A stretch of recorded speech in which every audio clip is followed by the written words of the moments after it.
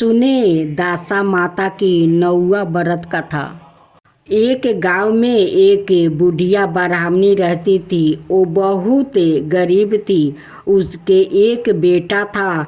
एक दिन वो अपने बेटे से बोली, बेटा कुछ ऐसा काम करो जिससे 4 पैसे की आमदनी हो और हम दोनों का जीवन निर्भर हो जाए। अब मेरे तो बुढ़ापे के कारण हाथ पैरों ने जवाब दे दिया है। तब उसका लड़का गांव वालों के जानवरों चराने लगा। एक दिन लड़का पशुओं को पानी पिलाने नदी पर ले गया। वहाँ पर महिलाएं स्नान करके दासा माता को डोर ले रही थी। उनके पास एक डोरा बच गया था। उनमें से एक स्त्री ने कहा कि इस लड़के से पूछो कि यह किसका है। तब एक स्त्री लड़के के पास जाकर पूछने लगी, तुम्हारे घर कौन कौन है। लड़के ने बताया कि केवल मेरी बुढ़िया माँ है। स्त्रियों ने लड़के को एक डोरा देते हुए कहा कि तुम इसे ले जाकर अपनी माता को दे देना और कहना कि इसका पूजन और व्रत करे। हम तुम्हें सीधा और पूजा की सामग्री भी देते हैं, इसे भी अपने माता को दे देना। लड़के ने उनसे डोर ले लिया। फिर सब स्त्रियों ने उसे सीधा भी दिया। लड़का उस सामान को लेकर घर आया। उसने दरवाजे से ही माँ को पुकार कर कहा, गठरी को उतार लो, मैं बोझ से दबा जा रहा हूँ। उसकी माँ बहुत प्रसन्न हुई। माँ ने बेटे से पूछा, यह सब कहाँ से लाया हो। लड़के ने माँ को सब समाचार सुनाकर दासा माता का डोर भी दे दिया। बुढ़िया ने डोर को लेकर माथे से लगाया और उसी दिन से व्रत करने लगी।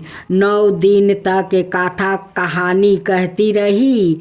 10वें दिन उसने डोर की पूजन तैयारी शुरू किया।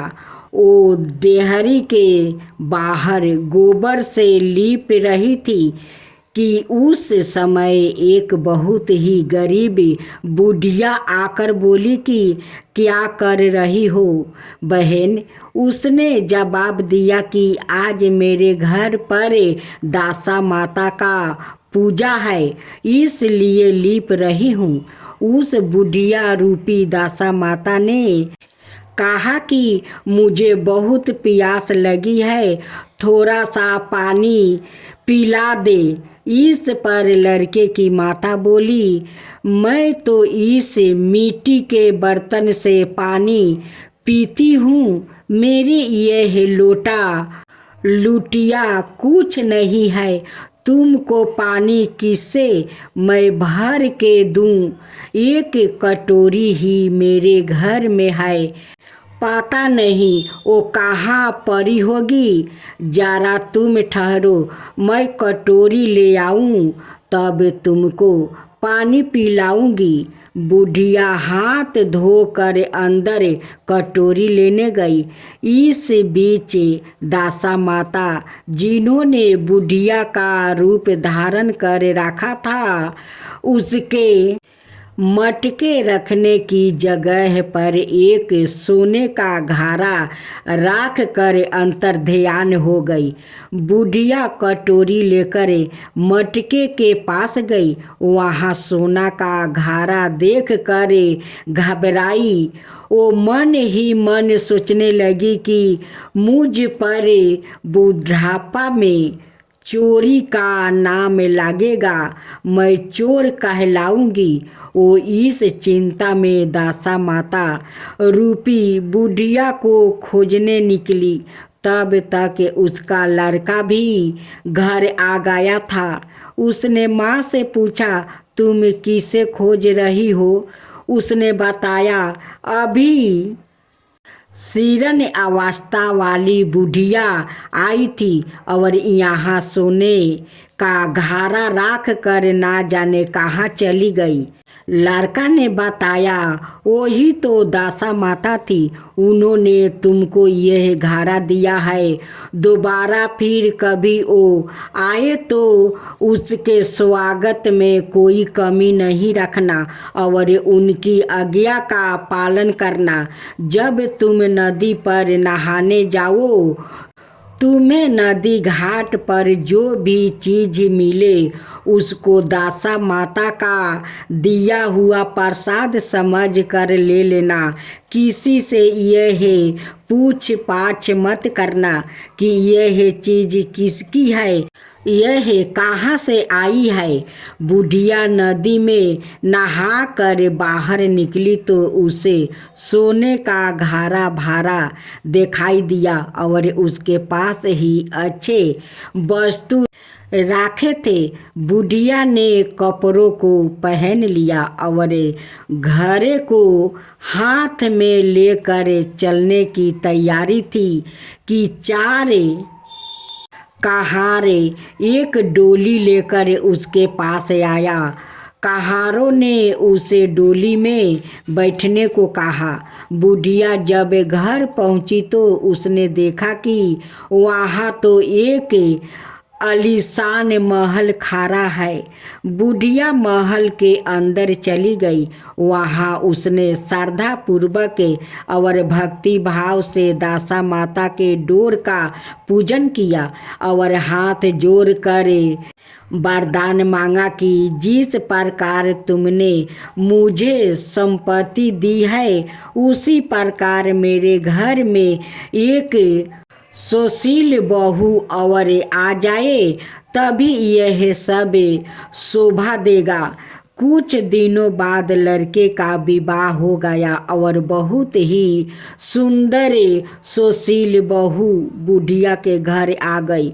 बुढ़िया ने दरवाजे पर दासा माता से वर मांगा कि जैसे मेरे बहू बेटे सुशील और सजन है उसी प्रकार के मैं पुत्रा पाऊं। कुछ दिनों बाद बुढ़िया के यहाँ एक पुत्रा रूपी रतन पैदा हुआ।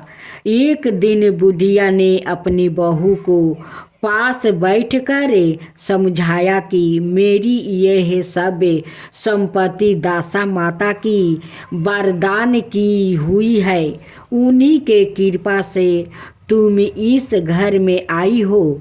मेरे नहीं रहने के बाद यदि कोई मैले कुचले कपड़े धारण किए बुढ़िया तुम्हारे घर पर आए तो उसे आंचल के छोर से पोंछ डालना, धीन मत करना, उसे प्रार्थना करना। यह सब आप का ही दिया हुआ तो है।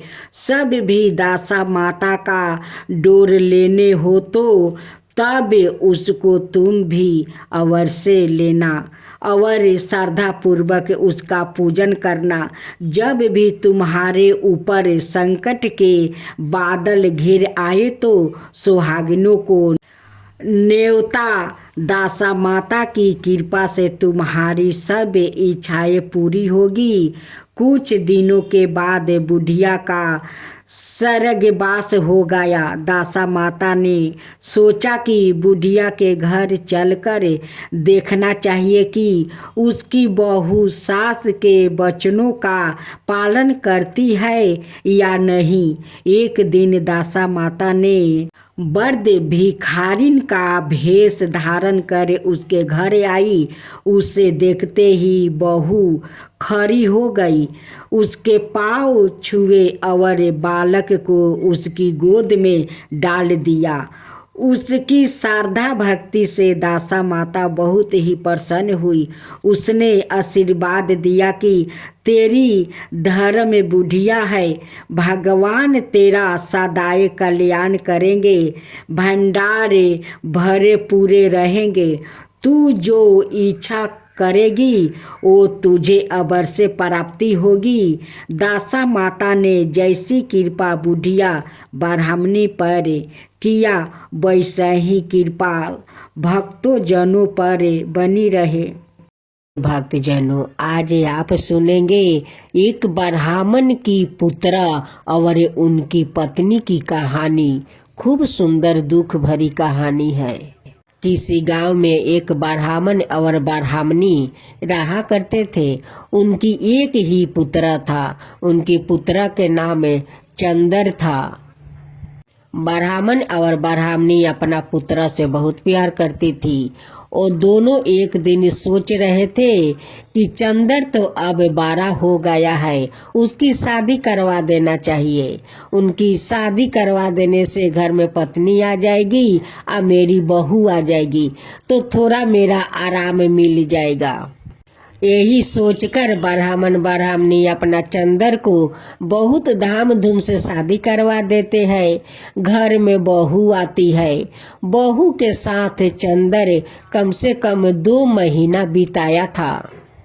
उसी 2 महीने में उनकी पेट में संतान आ गया था।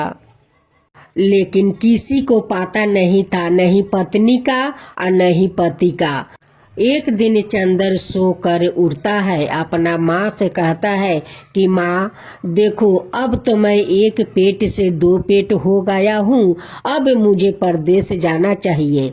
माँ ये बात सुनकर बहुत खुश हो जाती है। कहती है कि मेरा बेटा तो अब बहुत बड़ा हो गया है, अब अपना संसार संभालने के लिए बात करता है, कमाने के लिए बात करता है। चंदर कहता है कि माँ देखो, और कितना दिन मैं बैठकर खाना खाऊंगा, मैं परदेश जाता हूँ कमाने, मुझे तो अब कमाना चाहिए। देखो हमारा एक पेट से 2 पेट हो गया है। चंदर के पत्नी कहती है कि आप परदेश जाएंगे तो मुझे महके में छोड़ आइएगा, आकर एक बार गावना करा कर ले आइएगा। सासू माँ कहती है कि बहू तो ठीक है बात कहती है, जा बेटा उसको मायके छोड़ाओ। चंदर अपना पत्नी को छोड़कर वो परदेश चला जाता है। वो 1 साल के बाद लौटता है और उनकी पत्नी का इधर एक संतान खूब सुंदर होता है। उनकी बेटा को देखते देखते 6 महीना का हो गया। जब चंदर परदेश से लौटा तो अपना माँ से कहता है कि माँ मैं जाता हूँ पत्नी को गावना कराने। माँ कहती है कि बेटा जा, तू गावना करा कर अपना पत्नी को ले आओ। जब चंदर अपना ससुराल जाता है तो उनकी सासू माँ उनकी बेटा को गोद में डाल देती है। अब तो चंदर कहता है कि ये किसका लड़का है। सासू माँ कहती है कि दामाद जी ये तो आपका ही बेटा है, 6 महीना का हो गया है। अब तो चंदर भड़क जाता है, कहता है कि सासू माँ 2 महीना में कैसे मेरे पत्नी का पेट में संतान आ गया, ये हमारा संतान नहीं है। ये लगता है मेरे जाने के बाद कोई और के साथ रंग रलिया मनाई है, उसकी ये संतान है, ये मेरा संतान नहीं है। उनकी पत्नी रो रो कर कहती है कि नहीं स्वामी, ये आपका संतान है। वो 2 महीना के अंदर में मेरा पेट में आ गया था, वो मुझे भी पता नहीं था कि मैं आपको बताऊं। 2 महीना में मैं कैसे बता सकती हूँ। जब मैं महके में आई तब मैं समझा कि मैं माँ बन चुकी हूँ। देखिए आपका बेटा 6 महीना का हो गया है, ये आपका ही बेटा है। मैं तो किसी दूसरा मर्द को और देखती नहीं हूँ, तो उसकी साथ मैं कैसे रंग रलिया मना सकती हूँ। ये आपका ही बेटा है। चंदर अपना बेटा को घर लेकर आता है और पत्नी को कहता है कि ये नाजायज बच्चा को मैं अपना घर में नहीं रखूंगी, क्योंकि कलंक मेरा लग जाएगा। इसे मैं गंगा में बहा देता हूँ। चंदर को माँ कहती है कि बहू झूठ नहीं बोल रही है, चंदर ये तेरा ही तो संतान है। कहता है कि नहीं माँ, ये झूठ बोल रही है। चंदन उस बच्चा को हाथ में टांग लेता है और गंगा बहाने के लिए चल देते हैं। आगे आगे चंदन जाता है या पीछे से उनकी पत्नी रोते हुए जाती है, कहती है कि स्वामी ये आपका ही बच्चा है, ये दूसरा कोई और का नहीं है, ये आपका ही संतान है, इसे गंगा में मत बहाइए स्वामी, गंगा में मत बहाइए। उसी रास्ते से विनायक गणेश जी अपना लब और शुभ के साथ वो कहीं जा रहे थे। वो देखते हैं कि उस औरत बिलख बिलख कर रो रही है और इस आदमी तो बच्चा को गंगा में फेंकने के लिए जा रहा है। गणेश जी कहते हैं, ठहर मूर्ख, तेरी पत्नी रो रो कर कह रही है कि ये आपका ही संतान है, फिर भी तेरा अपना पत्नी पर विश्वास नहीं है। चंदर कहते हैं कि नहीं भगवान, ये मेरा संतान हो नहीं सकता है, मैं तो शादी करके परदेश चला गया तो मेरा संतान कैसे होगा, मैं घर पर रहता तभी तो संतान होगा। विनायक गणेश भगवान कहते हैं कि नहीं रे मूर्ख, एक दिन में संतान आ जाता है और वो तो 2 महीना तू अपना पत्नी के साथ बिताया है। चंदन तो अब गणेश भगवान को बात नहीं सुन रहे हैं, वो चलने लगा। गणेश भगवान उसे अभिशाप देते हैं कि अगर बच्चा को गंगा फेंकने जाता है तो तू यही पर फेंकने से पहले तू सील बन जा। अब तो चंदन वही पर सील बनकर खड़ा रहा। उनकी पत्नी कहती है कि प्रभु, मेरे पति कितना दिन तक सील बनकर रहेगा, ये जैसा भी है ये मेरा पति है प्रभु, इसे सील से मनुष्य बना दीजिए। गणेश जी कहते हैं कि मैं शराप दे दिया है, शराप आपस नहीं लिया जाता है। 1 साल के बाद जब कोई भगवान इस जंगल से गुजरेंगे और वो इसे लात मारेंगे तभी अपना ए रूप में आएगा। कह कर गणेश भगवान चले गए। चंदर के पत्नी अपना बेटा को लेकर घर आ गई। चंदर के पत्नी मिलने के लिए रोज उस जंगल में जाती है और उस पत्थर से मिलती है। जब बहू घर आती है तो सासू माँ पूछती है कि चंदर कहाँ है। कहती है कि वो तो सील बन गया है। रास्ते में गणेश भगवान भेटाए थे, वो बहुत समझाए लेकिन आपका बेटा नहीं समझे। वो जिद करके मेरे बेटे को गंगा फेंकने जा रहा था। गणेश भगवान का गुस्सा आ गया और उन्हें श्राप दे दिया कि तू 1 साल तक सील बनकर यहीं पर खड़ा रहेगा। जब कोई 1 साल के बाद भगवान आएंगे और तुझे लात मारेंगे तभी तू सील से मुक्ति होगा और तू मनुष्य बन जाएगा। चंदर का पत्नी 1 साल तक उस जंगल में उस अपना सील पति से रोज मिलने जाती थी। उनकी मन नहीं मानता था, उनका मन में तो कोई छल कपट नहीं था और नहीं किसी मर्द के ऊपर वो देखती थी। लेकिन चंदर को तो अपना क्रोध के कारण सील बनना पड़ा। एक दिन उसी रास्ता से गणेश अपना दोनों पत्नी के साथ गंगा या स्नान करने जा रहे थे। रिद्धि सिद्धि का उस सील पर नजर पड़ा। वो कहने लगी कि स्वामी देखिए ये सील कितना सुंदर है, आदमी के जैसा है। गणेश जी कहते हैं कि ये कोई कारण के लिए ये सील बना है, लगता है कोई पाप किया है, उसी के कारण ये सील बना है। चंदर तो विनायक जी के श्राप के कारण वो सील बना हुआ था। गणेश जी का दोनों पत्नी कहती है कि स्वामी इस सील को मुक्ति करवा दीजिए, इसे मनुष्य रूप में लाइए प्रभु, लाइए। गणेश भगवान ने उस सील का 3 बार परिक्रमा किया और करने के बाद ऐसे पैर मारा कि चंदर अपना मुक्ति पा गया, वो मनुष्य रूप में आ गया। उसी समय उनकी पत्नी अपना पति को देखने उस जंगल में जा रही थी। वो जाते जाते देखती है कि वहाँ पर तो गणेश भगवान अपना दोनों पत्नी के साथ है। और गणेश भगवान तो मेरे पति को मुक्ति दिला दिया। विनायक जी सील बनाए और गणेश भगवान मुक्ति दिलाए। चंदर और चंदर का पत्नी दोनों गणेश भगवान का पैर पकड़ लेते हैं। कहते हैं कि भगवान, हमसे बहुत बड़ा पाप हो गया है कि अपना पत्नी को मैं पाप में ढकेल रहा था, मैं पाप लगा रहा था। मेरे पत्नी पापी नहीं है, ये किसी और को संतान नहीं है, वो संतान तो मेरा ही है।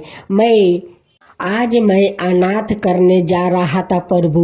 आज अपना बेटा को मैं गंगा में फेंक देता। आपको लोग झूठ नहीं कहते हैं कि आप विघ्न हरता है।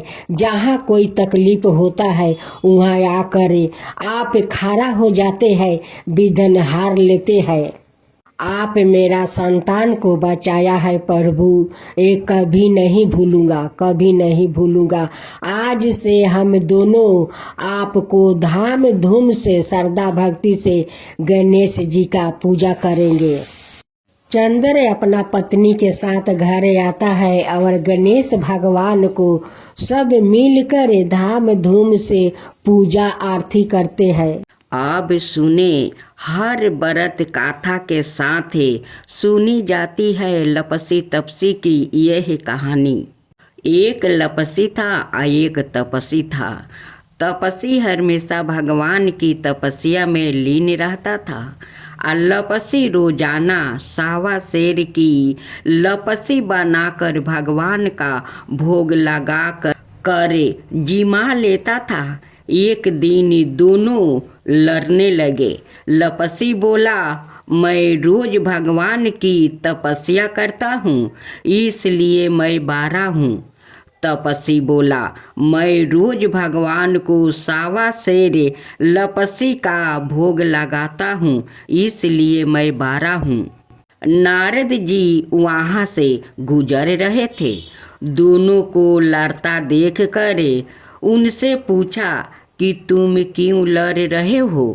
तपसी ने खुद के बारा होने का कारण बताया और लपसी ने अपना कारण बताया। नारद जी बोले, तुम्हारा फैसला मैं कर दूंगा।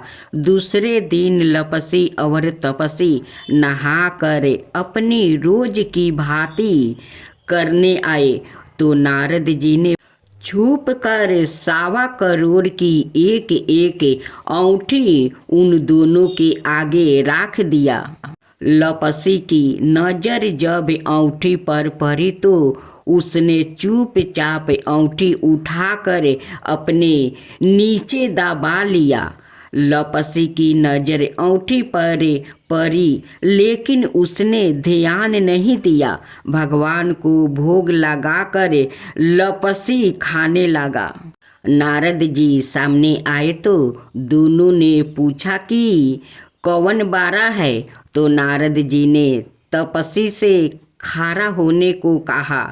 वो खारा हुआ तो उसके नीचे दबी औंठी दिखाई पड़ी। नारद जी ने तपसी से कहा, तपस्या करने के बाद भी तुम्हारी चोरी करने की आदत नहीं गई, इसलिए लपसी बारा है और तुम्हें तुम्हारी तपस्या का कोई फल भी नहीं मिलेगा। तपसी शर्मिंदा होकर माफ़ी मांगने लगा। उसने नारद जी से पूछा, मुझे मेरी तपस्या का फल कैसे मिलेगा। नारद जी ने कहा, यदि कोई गाय और कुत्ते की रोटी नहीं बनाएगा तो फल तुझे मिलेगा। यदि कोई ब्राह्मण को भोजन करवा कर दक्षिणा नहीं देगा तो फल तुझे मिलेगा। यदि कोई साड़ी के साथ ब्लाउज नहीं देगा तो फल तुझे मिलेगा। यदि कोई दिए से दिए जलाएगा तो फल तुझे मिलेगा। यदि कोई साड़ी कहानी सुने लेकिन तुम्हारी कहानी नहीं सुने तो फल तुझे मिलेगा। उसी दिन से हर बरत गाथा कहानी के साथ लपसी तपसी की कहानी भी सुनी और कही जाती है।